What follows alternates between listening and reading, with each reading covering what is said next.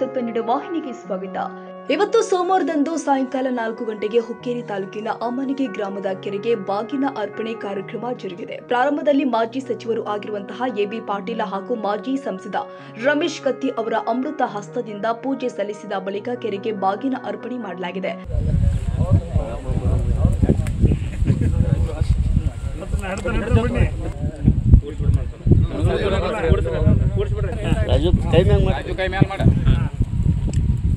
ನೋಡ್ರಿ